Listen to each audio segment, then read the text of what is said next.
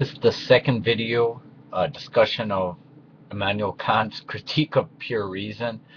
Again, talking about the most interesting part of the book, the four Antimonies. In the first video, we talked in a general sense the nature of the universe, metaphysics, and um, it came up with what I believed in the totality of the universe. In this video, I want to talk about more from a objectivist type of view, how Ayn Rand would view it, and she would view it as just how does it relate to me as a human being here on Earth. So oddly enough, if you start going through it that way, um, if we say question of space and time, is there a beginning or is there no beginning? Is it limited or unlimited? Well, if we say yes, as a human being, I have a beginning. Obviously, I was born at some point. Also, we are limited. Uh, we cannot do whatever we want. Um, we can't even think whatever we want. So if now we're starting to think of things as a human being, yeah, and really that's the only thing that matters is our conception and how we're living. So yeah, then if we look at it that way, there is a beginning and we are limited.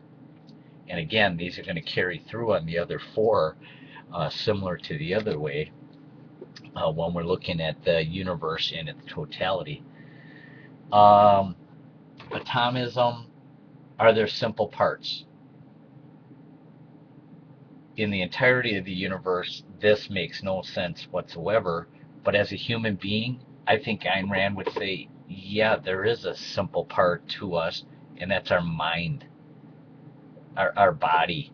But really, our mind is our simple part. That's what makes us up. Um, so, in the totality of the universe, when we were looking that way, we said that there were no simple parts. But when we look at us as a human being, then yeah, it is so obvious. Simple parts make sense. We are, as Descartes said, I think, therefore I am. That is the simple part. Yes, our mind, we exist. Going on to the third one, um, is there a cause or an effect world, or is there freedom? We know there's cause and effect. That's obvious. Newtonian mechanics. I do this, A to B. That all makes sense. We also have a free will that seems to break out of that um, in this temporal world. And that's through the use of our mind. We're able to have a free will. But the interesting thing about it is when you say that there is this beginning, that means there is going to be an end. And because there is this end, in effect, in the final analysis of this cause and effect question, it does end. So, in the end, is there really a free will to break out of the bounds of cause and effect? It's kind of interesting. No, it doesn't, because we all die. So, we have this temporary free will, but in the end, cause and effect does win out because there was a beginning. There's a beginning and there's an end. So that's just kind of unique when we view it as a human being.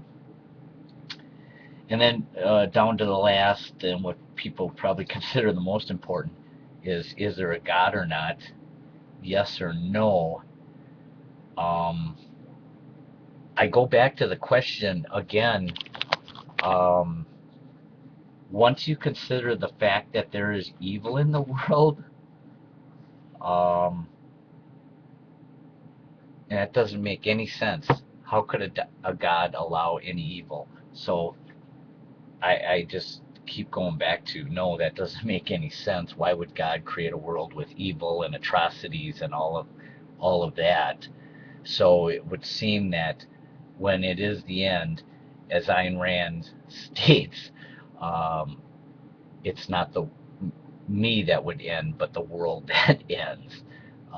So just in some ways, just seem that there's some grand accident that we've come into be, and by some mere accident, chance, cause and effect, we do end, and there's death.